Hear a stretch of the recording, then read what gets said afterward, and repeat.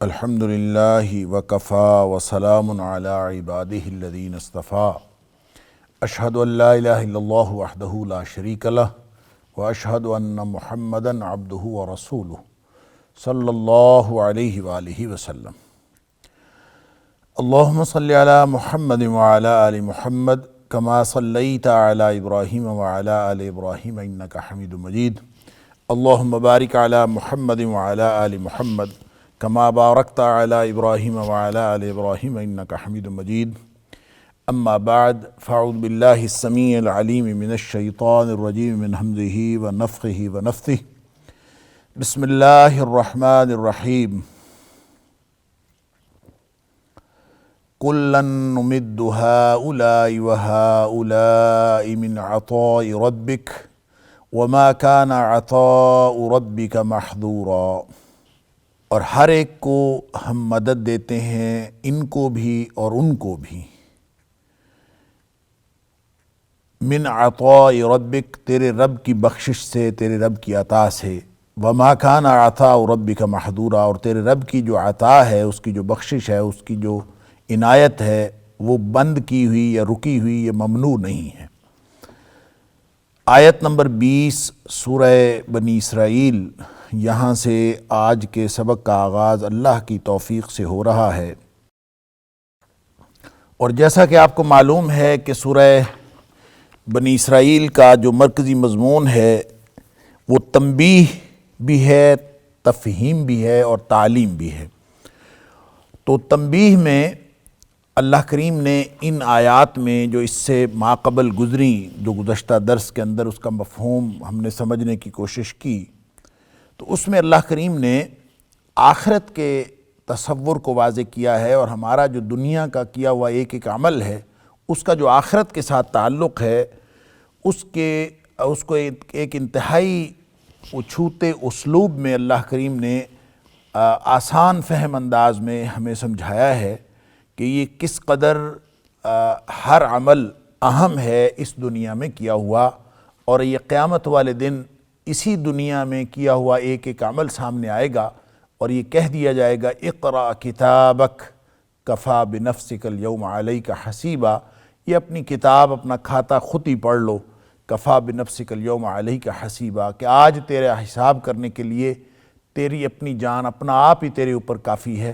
یعنی خود جو انسان نے اپنے اعمال کے ذریعے سے جو کچھ کیا ہوگا وہی اس کے سامنے آ جائے گا، جس کا وہ انکار بھی نہیں کر سکے گا، اور وہی اس کو اس کے انجام کا باعث ہوگا۔ پھر اللہ کریم نے اس آیت، جو آیت نمبر 20 ہے، اس سے ماقبل جو 18 نمبر اور 19 نمبر آیت کے اندر موازنہ پیش کیا ہے دنیا کا اور آخرت کا۔ دنیا کو اللہ کریم نے عاجلہ فرمایا، جلدی والی۔ انسان اس دنیا میں ہر چیز کا فائدہ جلدی چاہتا ہے، اور پوری اس کے اوپر فکر ڈیولپ ہوئی، اور جو جدید، جس کو ماڈرنزم کہتے ہیں، یہ بلکہ اس کے بعد جو پوسٹ ماڈرنزم کی فکر ہے، وہ ساری کی ساری اسی پر استوار ہوئی۔ اس کے بارے میں بڑی تفصیل سے بات ہوئی گزشتہ درس کے اندر۔ یہ ساری فکر اس بات پر استوار ہوئی کہ ہر وہ چیز فائدہ مند ہے جس کا فائدہ فوری طور پر آتا ہے، یعنی ہتھیلی پہ سرسوں جمانے والی بات، جس کو انگریزی میں ایک اصطلاح کے تحت لایا جاتا ہے یوٹیلیٹیرینزم۔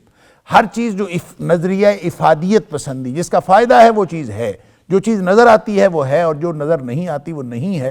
لہٰذا نظر آنے والی چیز کو چھوڑ کر نہ نظر آنے والی چیز کے پیچھے دوڑنا یہ کوئی عقل بندی نہیں ہے، یہ جدید فکر یہ ہے۔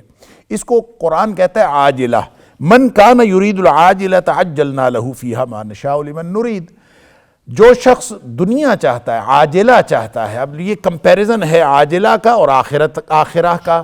دنیا کو بھی دنیا اسی لیے کہتے ہیں کہ یہ دنا یدنو سے ہے، جس کا مطلب ہے قریب والی، اور عاجلہ کو عاجلہ اس لیے کہا جاتا ہے، عاجلہ بھی دنیا کو اس لیے کہا گیا کہ یہ جلدی کرنے والی، جلدی والی ہے، اور جو انسان ہے وہ ہے ہی وَكَانَ الْإِنسَانُ عَجُولًا۔ پہلے اللہ کریم نے آیت نمبر 11 کے اندر ارشاد فرما دیا وَكَانَ الْإِنسَانُ عَجُولًا، انسان ہے ہی عجلت پسند، اور یہ سامنے نظر آنے والی چیز کو مانتا ہے، الا یہ کہ اس کو اللہ تعالیٰ پر، اللہ کے رسول صلی اللہ علیہ وسلم پر اور ان ساری تفصیلات پر ایمان ہو جو اللہ اور اس کے رسول صلی اللہ علیہ وسلم نے بتائیں۔ لہٰذا جو اس دنیا میں فائدہ چاہتا ہے، عاجلہ چاہتا ہے، اللہ اکبر، اور قرآن اس کے بارے میں انسان کی فطرت کا اس طرح سے بھی اس کو بھی ظاہر کرتا ہے کہ کلا بل تحبون العاجلۃ وتذرون الآخرہ، اللہ اکبر، تم یہی تو کرتے ہو کہ دنیا کو چاہتے ہو اور اسی سے پیار کرتے ہو، یہی حاصل کرنا چاہتے ہو، وتذرون الآخرہ، اور آخرت کو تم چھوڑ دیتے ہو، وہ تمہارے پروگرام میں شامل نہیں ہوتی، اللہ اکبر۔ یا پھر یہ بھی فرمایا کہ جیسے سورہ دہر کے اندر کہ ان ہؤلاء یحبون العاجلہ، اللہ اکبر، وَيَذَرُونَ وَرَاءَهُمْ يَوْمًا ثَقِيلًا، جو ان کے اوپر مشکل دن آنے والا ہے اس کو جو یہ چھوڑ دیتے ہیں، اور چاہتے کیا ہیں؟ ان ہؤلاء یحبون العاجلہ، یہ دنیا چاہتے ہیں، قریب والی چاہتے ہیں، یہ فائدہ جلدی پہنچ جائے بس۔ یہ انسان جو عجلت پسند ہے، یہ اپنی فطرت کے ہاتھوں مجبور ہو کے یہ دنیاوی فائدہ چاہتا ہے اور اخروی فائدے کو مؤخر کر دیتا ہے یا اس کو اپنے پروگرام سے نکال دیتا ہے، اور آخرت کو پروگرام میں وہی شامل رکھتا ہے جس کو اللہ تعالیٰ نے آخرت پر ایمان عطا کیا ہو اور جس نے اللہ اور اس کے رسول صلی اللہ علیہ وسلم کی تعلیمات کو مان لیا ہو۔ تو جو دنیا چاہتا ہے لازمی نہیں ہے کہ اس کو دنیا ملے، فرمایا کہ اس کو ہم دے دیتے ہیں، اجلنا لہ فیہا ما نشاء لمن نرید، جس کو ہم چاہتے ہیں اس کو دے دیتے ہیں۔ تو میں نے عرض کیا تھا کہ زندگی گزارنے کے دو ہی طریقے ہیں، ایک طریقہ تو یہ ہے کہ انسان پوری زندگی دنیا حاصل کرنے کے لیے گزارے، اس کے نتیجے میں بھی دنیا ملے گی کہ نہیں ملے گی یہ یقینی بات نہیں، ایک بات یقینی ہے، اور وہ کیا ہے؟ فرمایا ثم جعلنا لہ جہنم یصلاھا مذموما مدحورا، کہ اس کے لیے ہم نے پھر جہنم بنایا ہے اور جہنم میں چلا جائے گا وہ، یصلاھا اس میں داخل ہوگا، مذموما مدحورا، دھتکارا ہوا اور مذمت کیا ہوا، اللہ اکبر، پھٹکارا ہوا، اور اس حالت میں ذلیل و رسوا ہو کر وہ جہنم میں داخل ہوگا۔ یہ بات یقینی ہے جس شخص نے آخرت کے پروگرام کو، آخرت کو اپنے دنیاوی پورے سافٹ ویئر سے آؤٹ کر دیا اور اپنے مشن سے اس کو الگ کر کے آخرت کو صرف اور صرف دنیا کے لیے اس نے کوشش کی، تو اس کو دنیا ملے یا نہ ملے یہ پھر بھی غیر یقینی بات ہے، ایک بات یقینی ہے، اس کی آخرت یقیناً تباہ ہو گئی، اللہ اکبر۔ ومن اراد الآخرہ، اور جو آخرت چاہتا ہے، اللہ، جس کا پروگرام یہ ہے کہ میں آخرت میں اللہ تعالیٰ سے اجر لینا چاہتا ہوں، دنیا گزارتے ہوئے، دنیا میں زندگی گزارتے ہوئے اجر آخرت میں لینا چاہتا ہے، تو اس کو اللہ تعالیٰ آخرت عطا فرماتا ہے۔ یہاں پہ ایک بہت ہی اہم نقطہ یہ ذہن میں رکھیے کہ آخرت چاہنے سے نہیں ملتی، فرمایا وَسَعَىٰ لَهَا سَعْيَهَا وَهُوَ مُؤْمِنٌ، دو شرطیں ہیں کہ وہ ایک تو کوشش بھی کرے، پوری سٹرگل کرے، پوری زندگی لگائے، وَهُوَ مُؤْمِنٌ، حالت ایمان میں لگائے۔ اگر اس کا ایمان نہیں ہے اور وہ ایمان کے دائرے کے اندر نہیں ہے، وہ کوشش بھی کرے گا، وہ نیکی والے کام بھی کرے گا، وہ کام جو آخرت میں فائدہ دینے والے ہیں وہ کام بھی کرے گا، تو اس کام کا اس کو فائدہ نہیں ہوگا، اس لیے فائدہ نہیں ہوگا کہ اس کا آخرت پر ایمان نہیں ہے۔ آخرت والے کام کرے لیکن ایمان نہ ہو، پھر بھی اس کو کوئی فائدہ نہیں ہے۔ وَسَعَىٰ لَهَا سَعْيَهَا، فرمایا اس نے کوشش بھی آخرت کے لیے کی ہو، پوری زندگی آخرت کے لیے ہو، وَهُوَ مُؤْمِنٌ، حالت ایمان میں ہو، فَأُولَٰئِكَ كَانَ سَعْيُهُمْ مَشْكُورًا، ان کو دیا جائے گا، ان کی قدردانی ہوگی، ان کی کوشش کی قدردانی اللہ تعالیٰ فرمائے گا۔ گویا آخرت، یہ جو ہم بیٹھے دعائیں کرتے رہتے ہیں کہ بس آخرت ہمیں مل جائے، اور یہ کہ ہم آخرت چاہتے ہیں اور صرف خواہش رکھتے ہیں، دعائیں کرتے ہیں، تو صرف دعائیں کرنے سے، صرف آخرت کے لیے خواہش رکھنے سے آخرت نہیں ملتی، آخرت کے لیے کوشش کرنا پڑتی ہے، اور یہ شہادت گہے الفت میں قدم رکھنا ہے۔ لوگ آسان سمجھتے ہیں مسلمان ہونا، اس کے بعد تو پھر ایک پوری زندگی ہے، تگدو ہے، اس ایمان کے بعد پوری زندگی محنت کرنا پڑتی ہے، آرام قربان کرنا پڑتا ہے، دنیا کی آسائشیں قربان کرنا پڑتی ہیں، زندگی لگانا پڑتی ہے، آخرت کے لیے لڑنا پڑتا ہے، اور پوری زندگی انسان جب اس تگ و دو اور اس جد و جہد میں لگاتا ہے، اس کو اللہ کریم نے اس طرح اجمالاً بیان فرمایا، وَسَعَىٰ لَهَا سَعْيَهَا، پوری زندگی وہ اپنی پوری کوشش کرتا ہے، ایگزرٹ کرتا ہے، پوری کوشش محنت کرتا ہے، وَهُوَ مُؤْمِنٌ، حالت ایمان میں کرتا ہے، اس کو آخرت ملے گی۔ صرف چاہ لینے سے اور خواہش رکھ لینے سے کہ ہاں ہم دنیا میں رہ رہے ہیں، کام تو ہمیں دنیا کے کرنے ہیں، رہنا تو ہمیں اسی دنیا میں ہے، ہاں لیکن ہم اللہ سے آخرت بھی مانگتے ہیں، اور آخرت کے لیے تگ و دو بالکل کوئی شخص نہ کرے، کوشش نہ کرے، دعائیں کرتا رہے، خواہش رکھے کہ مجھے آخرت بن جائے گی، اس سے نہیں، بلکہ دو شرائط اللہ کریم نے انتہائی اجمالی بیان میں بھی دو شرائط ذکر فرما دیں کہ وَسَعَى لَهَا سَعْيَهَا وَهُوَ مُؤْمِنٌ، کوشش کرے، محنت کرے اس کے لیے اور حالت ایمان میں کرے، فَأُولَٰئِكَ كَانَ سَعْيُهُمْ مَشْكُورًا، اس کو اللہ تعالیٰ اس کی کوشش کا بدلہ دے دے گا۔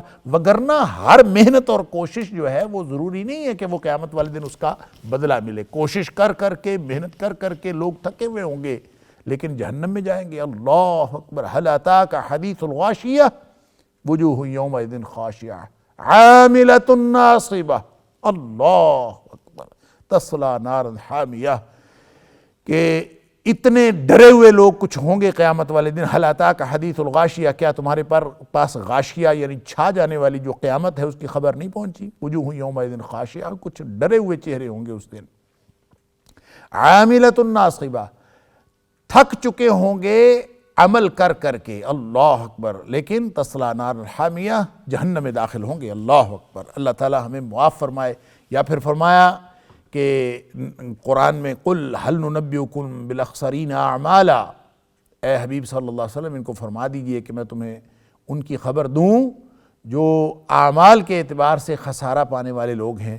الذین ضل سعیہم فی الحیاۃ الدنیا وہم یحسبون انہم یحسنون صنعا، یہ وہ لوگ ہیں جن کی دنیا کی زندگی کی ساری محنت ضائع ہو گئی اور وہ یہی سمجھتے رہے کہ وہ تو بہترین کام کر رہے ہیں۔ اللہ اکبر۔ اللہ تعالی ہمیں ایسے برے انجام سے محفوظ رکھے۔ ہر شخص کوشش اور محنت وہ سب کی قابل قبول ہوگی ایسا نہیں ہے۔ کوشش اور محنت ہو اور حالت ایمان میں ہو، ایسا نہ ہو کہ ایمان ہے کوئی نہیں، کوشش وہ دنیا کے لیے کر رہا ہو یا دنیا میں رہتے ہوئے وہ کوشش کرتا ہے دنیا کے لیے، بس خواہش رکھتا ہے آخرت کے لیے، اس کی پوری زندگی جتنی مرضی اچھی ہو وہ اللہ کے ہاں اس کو بالکل کوئی قبولیت حاصل نہیں ہوگی۔ اور پھر اللہ تعالیٰ نے فرمایا وجوہ یومئذ ناظرہ الی ربہا ناظرہ، کچھ لوگ جو ہیں وہ قیامت والے دن اللہ کے سامنے اللہ کو دیکھ رہے ہوں گے اور خوش ہوں گے، وہ جو خوشی ہے، اللہ اکبر، وجوہ یومئذ ناعمہ لسعیہا راضیہ، سبحان اللہ، وہ اپنی کوشش سے خوش ہوں گے۔ وجوہ یومئذ ناعمہ، کچھ چہرے جو ہیں وہ اس دن بڑے خوش ہوں گے اپنی کوشش اور محنت کی وجہ سے، سبحان اللہ، لسعیہا راضیہ فی جنت عالیہ، وہ بلند جنتوں میں ہوں گے۔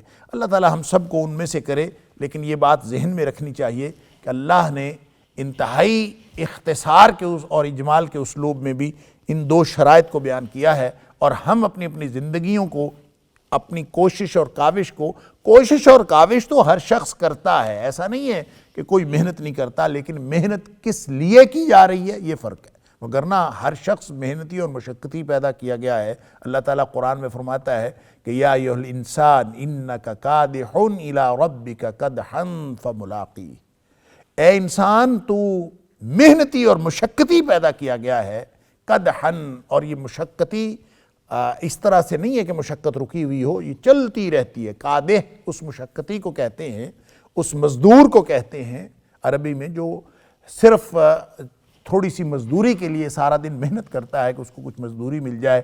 تو اللہ فرماتا ہے انسان ہر شخص ہی مشقت کرنے والا اور کچھ فوائد حاصل کرنے کے لیے قدحن وہ محنت کرتا رہتا ہے، الی ربک، جب اللہ کے ساتھ ملاقات ہو جائے گی۔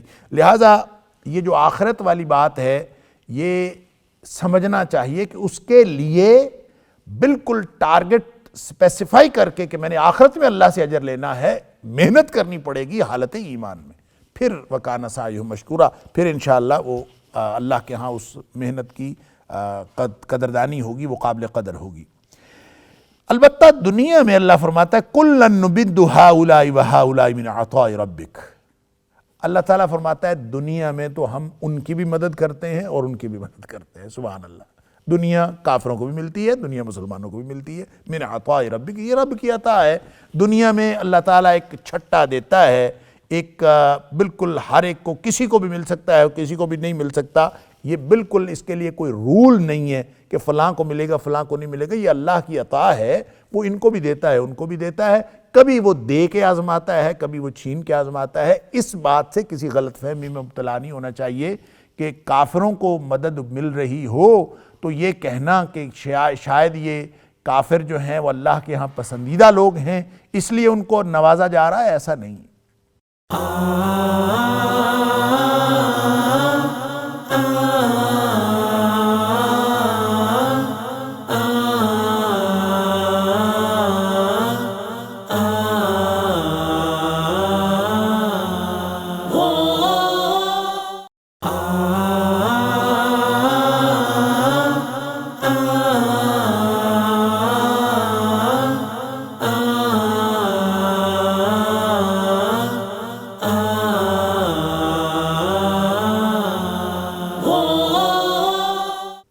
جیسا سورہ آل عمران میں پڑھا ہے کہ وَلَا يَغُرَّنَّكَ تَقَلُّبُ الَّذِينَ كَفَرُوا فِي الْبِلَادِ، کہ یہ تمہیں ہرگز دھوکے میں مبتلا نہ کرے کافروں کا دندناتے پھرنا شہروں کے اندر۔ اللہ اکبر۔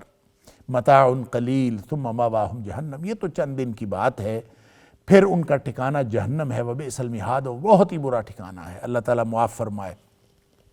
لہذا دنیا میں اللہ فرماتا ہے ہم سب کو دیتے ہیں، کُلًّا نُمِدُّ، ان کو بھی دیتے ہیں، ان کو سب ہر ایک کو ہم دیتے ہیں، ہؤلاء و ہؤلاء، ان کو بھی اور ان کو بھی، من عطاء ربک، اور یہ رب کی بخشش ہے، رب کی عطا ہے، وہ سب کو دیتا ہے۔ وما کان عطاء ربک محظورا، اور تیرے رب کی عطا جو ہے وہ بند کی ہوئی یا ممنوع نہیں ہے، رکی ہوئی نہیں ہے۔ اللہ ہر ایک کو عطا کرتا ہے۔ آسمان سے بارشیں ہو رہی ہیں، سب فائدہ اٹھاتے ہیں، کافر بھی اٹھاتے ہیں، منافق بھی اٹھاتے ہیں، مومن بھی اٹھاتے ہیں۔ علی ھذا القیاس، جو بھی نعمت اللہ تعالیٰ عطا کرتا ہے سب کو اس کے کوئی نہ کوئی نعمت کسی نہ کسی طرح ہر ایک کو ملی ہوئی ہے۔ یہ امتحان ہے، دنیا دارالامتحان ہے، کسی کو زیادہ دے کے وہ آزما لیتا ہے، کسی کو کم دے کے آزما لیتا ہے۔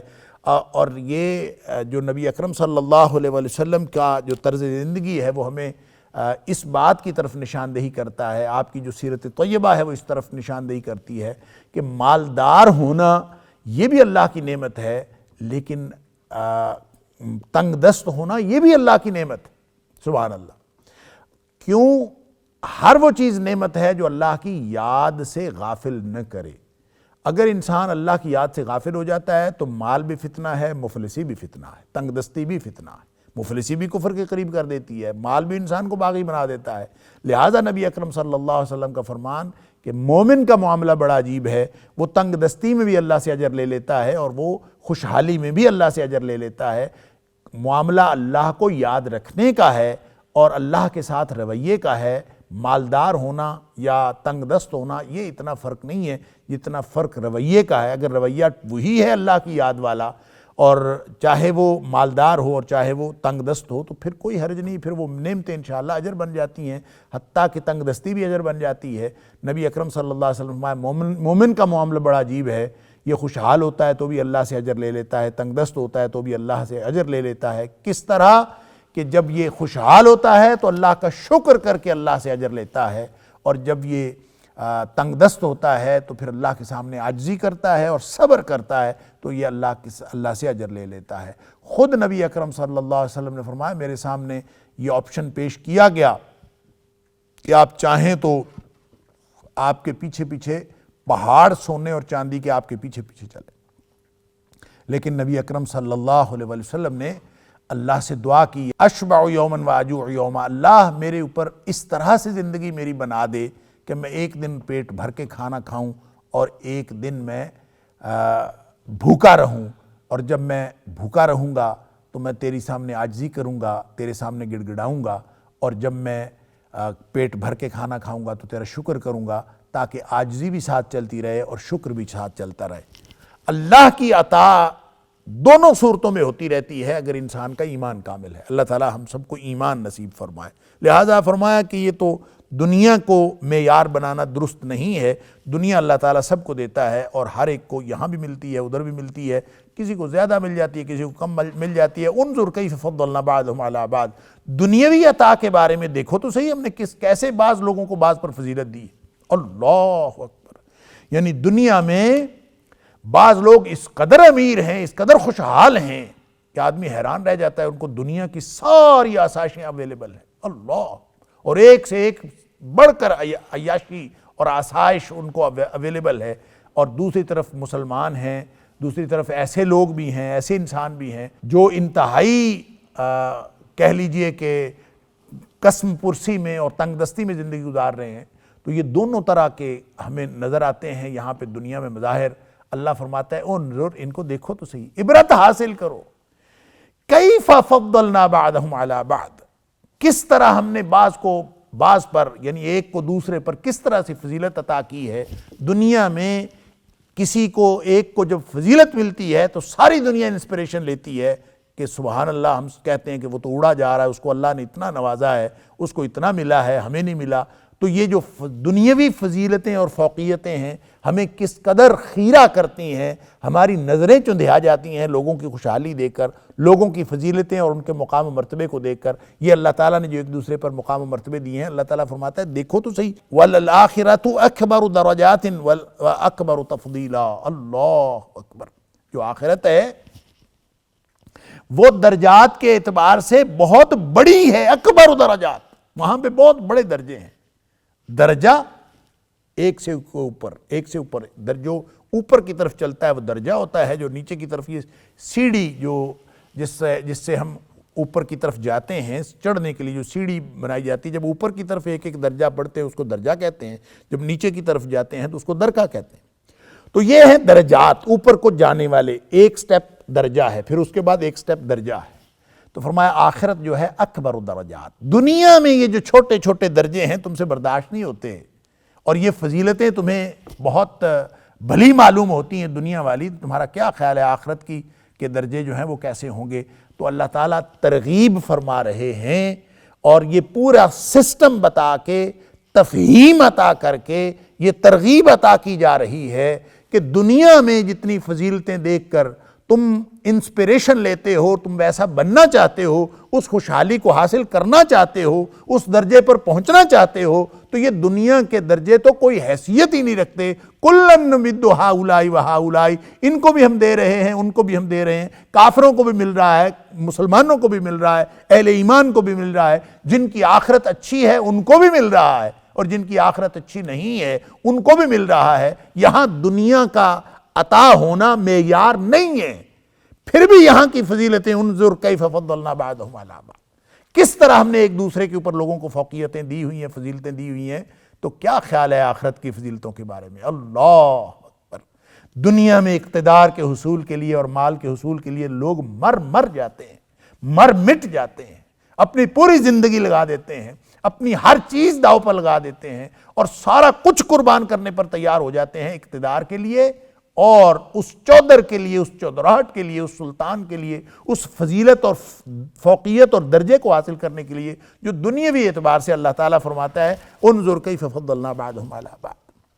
یہ درجے ہم نے دنیا میں بنائے ہیں، یہ اصل میں امتحان کے لیے، لیکن انسان سمجھتا ہے کہ شاید یہ ٹارگٹس ہیں جو اچیو کرنے ہیں، انسان یہ سمجھتا ہے کہ شاید یہ منزل ہے جو حاصل کرنی ہے۔ منزلیں نہیں ہیں، جس کو مال ملا ہے، جس کو اقتدار ملا ہے، جس کو فوقیت اور فضیلت ملی ہے، وہ اس کے لیے امتحان ہے، اور جس کو نہیں ملی اس کے لیے نہ ملنا امتحان ہے۔ اصل میں تو اللہ نے رویہ دیکھنا ہے، اس کا کیا رویہ ہے، اس کا کیا رویہ ہے۔ اگر اللہ کی طرف رویہ درست ہے تو پھر یہ فضیلت ملے تو کوئی حرج نہیں ہے دنیا میں، اور فضیلت نہ ملے تو کوئی حرج نہیں ہے۔ اگر اللہ کے ساتھ معاملہ درست ہے تو اصل درجے تو آخرت کے ہیں، وَلَلْآخِرَةُ أَكْبَرُ دَرَجَاتٍ۔ اللہ اکبر۔ دنیا میں تو چند لاکھ چند کروڑ کا فرق ہوگا، اور ایک غریب ترین، دنیا کا غریب ترین اور ادنا ترین آدمی اگر فضیلتوں کے اعتبار سے دیکھا جائے، دنیاوی اعتبار سے، اور امیر ترین آدمی کو دیکھا جائے تو کتنا کو لائف سٹائل کا فرق ہوتا ہے۔ ہمارے خیال میں زمین آسمان کا فرق ہوتا ہے، لیکن قیامت والے دن جو جنت میں اللہ تعالیٰ نے فضیلتیں اور فوقیتیں دینی ہیں، جو جنت اور جہنم کا فرق ہے، اللہ اکبر، اللہ اکبر۔ جنت جیسی نعمتیں کہیں کسی نے دیکھی نہیں، اور جہنم جیسے عذاب کبھی کسی نے دیکھے نہیں، اس قدر فرق ہے، اللہ اکبر۔ تو جو جہنم کا اور جنت کا فرق ہے وہ تو ناقابل بیان قسم کا فرق ہے، اس کی پستیوں کی اور عذاب کی کوئی انتہا نہیں جہنم کی، اور جنت میں بلندیوں کی اور نعمتوں کی کوئی انتہا نہیں۔ وہ اعلیٰ ترین گھر ہے اور وہ بدترین گھر ہے، وہاں پہ بدترین عذاب ہیں، وہاں پہ اعلیٰ ترین نعمتیں ہیں، ان کا آپس میں کمپیریزن کیا ہو سکتا ہے؟ اصل جو عذاب کی انتہا ہو سکتی ہے وہ جہنم ہے، اور جو نعمت کی عطا کی انتہا ہو سکتی ہے وہ جنت، اس کا نام جنت ہے۔ سبحان اللہ۔ تو کیا خیال ہے ان درجوں کے بارے میں؟ وَلَلْآخِرَةُ أَكْبَرُ دَرَجَاتٍ۔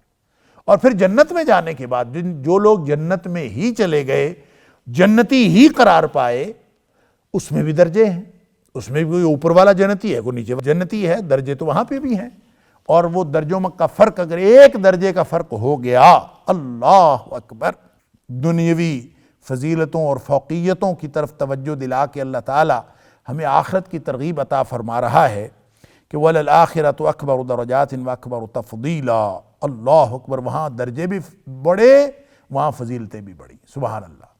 ایک درجے کا اگر فرق ہو گیا نا، نبی اکرم صلی اللہ علیہ وسلم نے فرمایا کہ وہ اتنا فرق ہے کہ نیچے والے درجے کے جنتی اوپر والے درجے کے جنتیوں کو یوں دیکھیں گے جیسے ہم سورج چاند ستاروں کو دیکھتے ہیں۔ اللہ اکبر، یہ ایک درجے کا فرق ہوا تو اتنا فرق ہوگا۔ اللہ اکبر۔ اور ایک حدیث میں آتا ہے کہ نبی کریم صلی اللہ علیہ وسلم نے فرمایا کہ ایک درجے کا فرق دوسرے درجے کے ساتھ اتنا فرق ہے جتنا 100 سال کی مسافت ہوتی ہے۔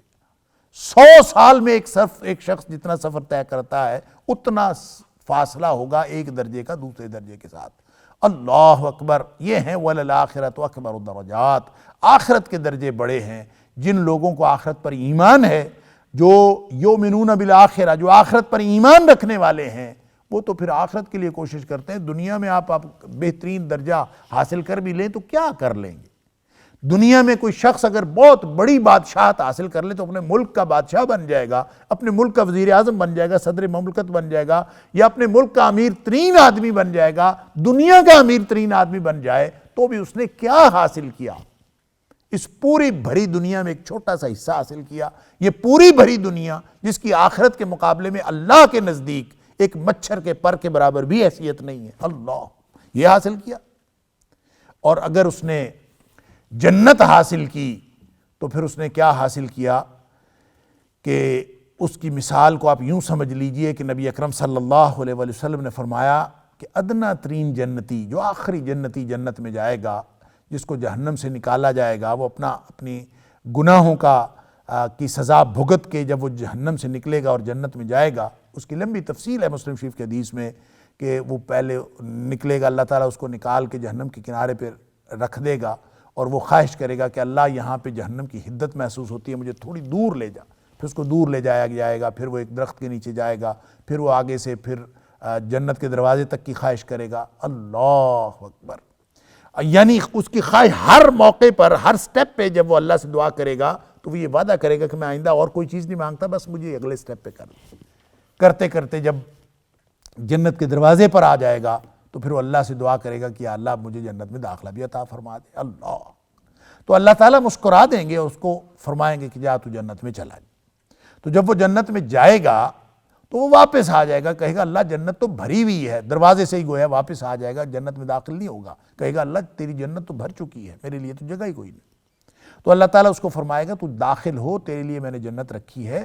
اور جب وہ داخل ہوگا تو اس کو جو جنت ملے گی وہ اس دنیا سے 10 گنا بڑی جنت ہوگی۔ اللہ اکبر۔ اس دنیا سے 10 گنا بڑی جنت کس کو ملنی ہے؟ آخری جنتی کو۔ اللہ اکبر۔ تو جو سب سے اولین جنتی ہے اور سب سے بڑا جنتی ہے، جس کو نبی اکرم صلی اللہ علیہ وسلم کا ساتھ نصیب ہوگا، جو جنت الفردوس کے اندر ہوگا، اس کو کتنی بڑی جنت ملے گی اور کتنی بڑی بادشاہت ملے گی یہ تو اللہ ہی جانتا ہے۔ اللہ اکبر۔ ملکن کبیرہ، اللہ تعالیٰ قرآن میں فرماتا ہے، اللہ اکبر، کہ وہ وہاں جو بادشاہت مل گئی بہت بڑی بادشاہت ہوگی۔ ملکن کبیرہ، جس کو اللہ فرما رہے ہوں کہ بڑی بادشاہت ہے اور جس کو اللہ فرما رہے ہوں کہ یہ دنیا کوئی حیثیت نہیں رکھتی، تو پھر اس کا موازنہ ہم کر سکتے ہیں اور تصور قائم کر سکتے ہیں کچھ نہ کچھ کہ وَلَلْآخِرَةُ أَكْبَرُ دَرَجَاتٍ وَأَكْبَرُ تَفْضِيلًا کا کیا معنی ہے۔ اللہ تعالیٰ نے آخرت میں کتنے بڑے درجے اور کتنی بڑی فضیلتیں رکھی ہیں۔ اگر انسان کو آخرت پر ایمان ہو اور اللہ کے قرآن کی بتائی ہوئی یہ ساری باتوں پر ایمان ہو تو پھر انسان اس کے لیے کوشش کرتا ہے دنیا کی یہ ساری چیزیں حاصل ہو جائیں تو بھی ٹھیک ہے. کُلًّا نُمِدُّ هَؤُلَاءِ وَهَؤُلَاءِ مِنْ عَطَاءِ رَبِّكَ، ہر ایک کو مل رہا ہے کچھ نہ کچھ، اس کو بھی مل رہا ہے ان کو بھی مل رہا ہے. آخرت ہے اصل، وَلَلْآخِرَةُ أَكْبَرُ الدَّرَجَاتِ وَأَكْبَرُ تَفْضِيلًا. دنیا کی فضیلتیں اور فوقیتیں ہی ہمیں ہضم نہیں ہوتیں تو آخرت کے بارے میں آپ اندازہ کیجئے کہ وہ کتنی بڑی ہوں گی. یہ ہے وہ بات جو اللہ کریم نے آیت نمبر 21 کے اندر ہمیں وضاحت کے ساتھ فرمائی. انظر کیف فضلنا بعضهم علی بعض، کہ دیکھو دنیا میں ہم نے کتنی عطا میں کتنی فضیلتیں ایک بعض کو دوسروں پر دی ہیں، ایک کو دوسرے پر. وَلَلْآخِرَةُ أَكْبَرُ دَرَجَاتٍ وَأَكْبَرُ تَفْضِيلًا. آخرت کے درجے بہت بڑے ہیں اور وہ فضیلتوں کے اعتبار سے بھی بہت بڑی ہے.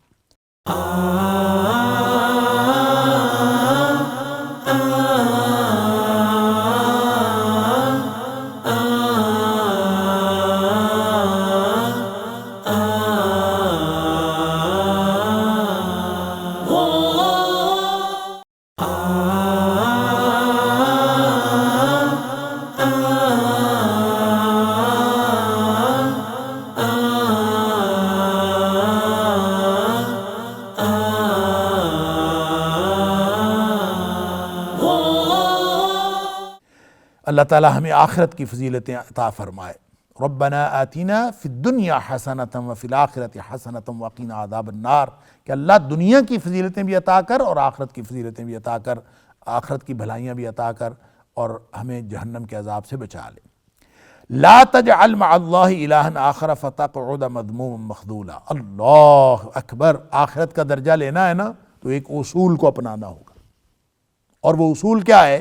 لا تجعل مع اللہ الہا آخر، شرک نہ کرنا، اللہ کے ساتھ کسی اور کو الہ نہ بنانا. الہ کا مطلب یہ ہے کہ وہ ہستی جو حقیقی معبود بھی ہے، وہ ہستی جو علی کل شیء قدیر بھی ہے، وہ ہستی جو خالق بھی ہے، جو فعال لما یرید بھی ہے، جو بغیر نظیر اور نمونے کے پیدا کرنے والی ہے. وہ ذات سوائے اللہ کے اور کوئی نہیں ہے، اور وہ ذات الہ ہوتی ہے جس کے پاس ساری قدرتیں طاقتیں ہوں، جس کے ساتھ خوف اور امیدیں وابستہ کی جا سکیں. اس کے علاوہ کوئی ہستی ایسی نہ ہو جس سے خوف اور امیدیں وابستہ کی جا سکیں. ایک ہی ہستی، وہ اکیلا الہ ہے اور کوئی الہ نہیں ہے. الہ ایک ایسا لفظ ہے، اس کے بارے میں پہلے بھی کئی دفعہ بات ہو چکی کہ الہ عربی زبان کی ایسی اصطلاح ہے، ایسا لفظ، ایسا کلمہ ہے کہ اس کے مفاہیم کے اندر کتنا ایک معانی کا سمندر پنہاں ہے. اس کے مقابلے میں کسی اور زبان میں شاید کوئی لفظ موجود نہیں. الہ اپنی نوعیت کا واحد لفظ، اور لا الہ الا اللہ، اللہ اکبر، اس جیسی کوئی ہستی ہو ہی نہیں سکتی سوائے اللہ کے. سبحان اللہ. لا تجعل مع اللہ الہا آخر، لہذا اللہ کے ساتھ کسی اور کو الہ نہ بناؤ، کسی دوسرے کو الہ نہ بناؤ. وہ اکیلا ہے، وہ واحد ہے. قل هو اللہ احد اللہ الصمد. وہ اکیلا ہے اور ہر چیز سے بے نیاز ہے، کسی چیز کی اس کو کوئی پرواہ نہیں ہے. اللہ اکبر.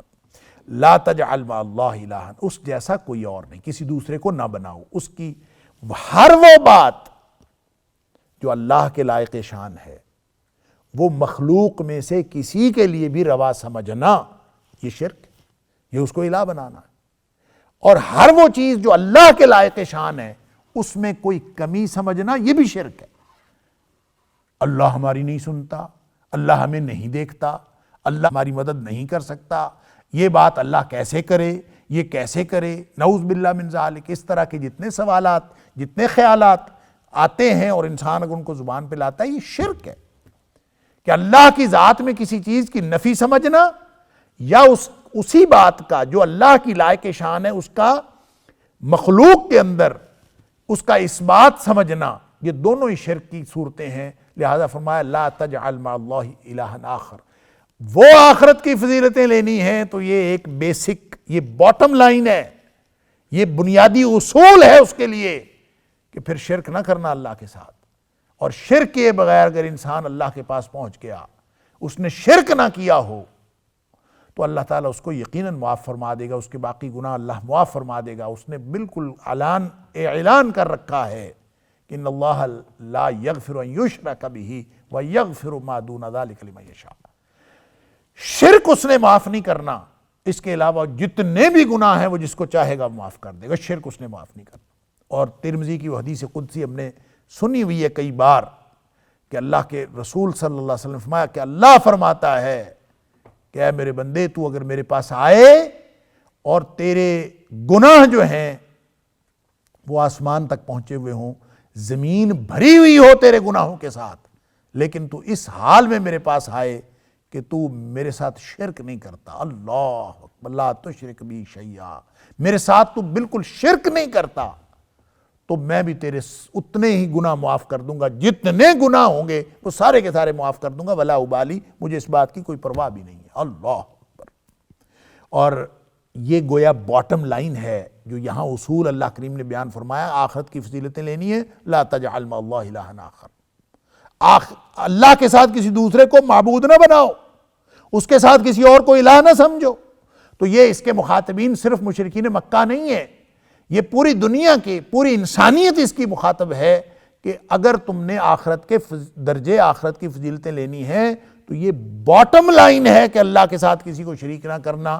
وہ جو حضرت معاذ بن جبل رضی اللہ تعالیٰ عنہ والی حدیث ہے وہ بھی اس کے ساتھ شامل کر لیجئے کہ نبی اکرم صلی اللہ علیہ وسلم کے پیچھے سواری کرنے کا موقع ملا تھا حضرت معاذ بن جبل رضی اللہ تعالیٰ عنہ کو، تو نبی اکرم صلی اللہ علیہ وسلم پوچھا تھا کہ معاذ، جانتے ہو کہ اتدری ما حق اللہ علی العباد وما حق العباد علی اللہ، کیا آپ کو معلوم ہے کہ اللہ کا حق بندوں پر کیا ہے اور بندوں کا حق اللہ پر کیا ہے؟ تو حضرت معاذ رضی اللہ تعالیٰ نے فرمایا کہ اللہ و رسولہ اعلم، اللہ کو معلوم ہو یا اللہ کے رسول صلی اللہ علیہ وسلم کو معلوم، مجھے تو معلوم نہیں۔ تو نبی اکرم صلی اللہ علیہ وسلم فرمایا حق اللہ علی العباد ان یعبدوہ ولا یشرکوا بہ شیئا، اللہ کا حق بندوں پر ہے کہ وہ اس کی بندگی کریں، اس کی عبادت کریں، ولا یشرکوا بہ شیئا، اس کے ساتھ کسی کو شریک نہ ٹھہرائیں۔ سبحان اللہ، یہ حق ہے اللہ کا۔ تو مخلوق کا فرض ہے، اللہ کا حق ہے، اور اگر بندے یہ اللہ کا حق دے دیں تو بحق العباد علی اللہ، تو پھر بندوں کا حق ہو جاتا ہے اللہ پر، اللہ یعذب من لا یشرک بہ شیئا، جو اللہ کے ساتھ شرک نہیں کرتا اللہ اس کو عذاب نہ کرے، یہ بندے کا حق ہو جاتا ہے اللہ پر، سبحان اللہ۔ تو لہٰذا یہ وہ حق اگر لینا ہے، عذاب سے بچ کے درجے آخرت کے لینے ہیں، آخرت کی فضیلتیں لینی ہیں، تو فرمایا کہ اس کے لیے بنیادی اصول یہ لینا پڑے گا، لا تجعل مع اللہ الہا آخر، اللہ کے ساتھ کسی اور کو الہ نہ بناؤ، فتقعد مذموما مخذولا، اگر بنا لیا فتقعد، پھر تو پڑا رہے گا مذموما مخذولا، مذمت کیا ہوا اور دھتکارا ہوا، اللہ بے یار و مددگار۔ مخذول کا مطلب ہوتا ہے چھوڑا ہوا، خذل یخذل کا مطلب ہوتا ہے چھوڑ دینا، تو مخذول وہ ہوتا ہے جس کا کوئی پوچھنے والا نہ ہو، جس کا کوئی مددگار نہ ہو، بالکل انسان بے یار و مددگار، جس کو ہر چیز، ہر ایک، ہر بندہ، ہر کوئی چھوڑ جائے، وہ مخذول ہوتا ہے۔ تو فرمایا کہ جس نے شرک کیا وہ مذموم بھی ہے، قیامت والے دن مذمت کیا ہوا بھی ہوگا، مخذول بھی ہوگا، اس کا کوئی مددگار نہیں ہوگا، اللہ اکبر۔ جس نے اللہ کو چھوڑ کر کسی کی بھی پرستش کی ہو، وہ چاہے خواہش نفس کی پرستش کی ہو، اللہ تعالیٰ نے قرآن میں نبی اکرم صلی اللہ علیہ وسلم کو مخاطب کر کے فرمایا کہ وَلَئِنِ اتَّبَعْتَ أَهْوَاءَهُمْ بَعْدَ الَّذِي جَاءَكَ مِنَ الْعِلْمِ، اللہ کی طرف سے علم آنے کے باوجود اگر پھر بھی آپ نے ان کی خواہشات کی پیروی کی، اہواءہم، ان کی خواہشات کی پیروی کی، تو فرمایا کہ ما لک من اللہ من ولی ولا نصیر، تو اللہ کی طرف سے آپ کے لیے نہ کوئی مددگار ہوگا اور نہ کوئی کارساز ہوگا، نہ کوئی کارساز اور نہ کوئی مددگار، اللہ۔ تو بے یار و مددگار وہ ہوتا ہے جس کا نہ کوئی کارساز ہو نہ کوئی مددگار ہو، اور یہ کون ہوگا؟ جو خواہش نفس کے پیچھے چلا، اور جو اپنی خواہش یا دنیا والوں کی خواہش، کسی کی بھی خواہش ہو، تو یہ اللہ کی مرضی کے مقابلے میں خواہش ہی تو ہے جو انسان کو سب سے بڑے شرک میں مبتلا کرتی ہے۔ لہٰذا کسی کی بھی بات مانی جائے، اللہ کی نہ مانی جائے تو یہ شرک ہے۔ کسی کی بھی بندگی کی جائے، کسی کی بھی پوجا کی جائے، کسی کے سامنے سر جھکایا جائے، جو اللہ کے سامنے جھکایا جانا ضروری تھا تو اللہ کو چھوڑ کر مخلوق کے سامنے سر جھکائیں گے۔ وہ باتیں جو اللہ سے مانگنے کی ہیں کسی اور سے مانگیں گے، وہ چیزیں جو اللہ کے، جو خوف کھانا اللہ کی شان ہے کہ انسان اس سے ڈرے، انسان دنیا والوں سے ڈرے۔ اللہ تعالیٰ نے فرمایا فَلَا تَخْشَوْهُمْ وَاخْشَوْنِي، ان سے نہ ڈرا کرو، مجھ سے ڈرا کرو۔ لوگوں کا ڈر نہیں ہونا چاہیے، اللہ کا ڈر ہونا چاہیے۔ اگر اللہ کی لائق شان کوئی بات آپ نے مخلوق کو دے دی، اس کے لیے روا سمجھی، تو یہ شرک ہے۔ لہذا فرمایا لا تجعل مع اللہ الہا آخر فتقعد مذموما مخذولا۔ تو اگر یہ اصول نہیں اپنایا ایک اللہ کو الہ بنانے کا، اور اگر کسی نے یہ غلطی کر لی کہ کسی اور کو الہ بنایا، تو فتقعد، پھر تو بیٹھا رہے گا، مذموما مخذولا، پھٹکارا ہوا، مذمت کیا ہوا اور بے یار و مددگار۔ مذموم کا مطلب ہوتا ہے ملامت زدہ، جس کو ساری دنیا جو ہے وہ مذموم کہے، کہ مذمت کرے، جس کو جو ہر اعتبار سے مذمت کیا ہوا ہو اور بے یار و مددگار ہو، ایسا پڑا رہے گا۔ گویا قیامت کے بارے میں بھی اللہ کریم نے اصول بتا دیا، جو توحید پر مرا وہ انشاءاللہ قیامت کے درجے حاصل کرے گا، قیامت والے دن بھی درجے حاصل کرے گا، وہ آخرت کے درجے حاصل کرے گا۔ اور اس کے لیے اصول یہی ہے، توحید پر ہو، اللہ والا ہو انسان، غلطیاں کوتاہیاں جتنی بھی ہوں وہ معاف کر دے گا۔ اور اگر انسان اللہ سے معافی ہی نہیں مانگتا اور اللہ تعالیٰ کی توحید اور اللہ توحید کے دامن میں پناہ لیتا ہی نہیں ہے، اور پتہ نہیں کہاں زندگی گزاری اس نے، وہ مانگے تو صحیح معافی اللہ سے۔ جیسے عبداللہ بن جدعان کے بارے میں حضرت عائشہ صدیقہ رضی اللہ تعالیٰ عنہا نے نبی اکرم صلی اللہ علیہ وسلم سے پوچھا تھا۔ عبداللہ بن جدعان ایک ایسا شخص تھا جو بڑا سخی تھا، صلہ رحمی کرتا تھا، لوگوں کے مالدار آدمی تھا۔ اس نے نبی اکرم صلی اللہ علیہ وسلم کا زمانہ پایا، لیکن وہ ایمان والا نہیں ہوا، اس نے نبی کریم صلی اللہ علیہ وسلم پر ایمان کا اظہار نہیں کیا اور بغیر ایمان لائے مر گیا۔ تھا وہ بڑا لوگوں کا خیر خواہ اور لوگوں کے ساتھ خیر خواہی کرنے والا تھا، سخاوت کرتا تھا، صلہ رحمی کرتا تھا، بہت نوازتا تھا لوگوں کو۔ تو ظاہر ہے جو ایسا شخص ہوتا ہے جو لوگوں کو اپنے ساتھ اٹیچ کرتا ہے اور لوگوں کو ان کی مدد کرتا ہے، تو لوگ بھی اس کے ساتھ اٹیچ ہو جاتے ہیں اور ان کے ساتھ کافی جو ہے وہ ان کی اٹیچمنٹ ہو جاتی ہے۔ تو اس اعتبار سے حضرت عائشہ صدیقہ رضی اللہ تعالیٰ عنہا نے نبی اکرم صلی اللہ علیہ وسلم سے پوچھا کہ کیا عبداللہ بن جدعان کی مغفرت ہو جائے گی؟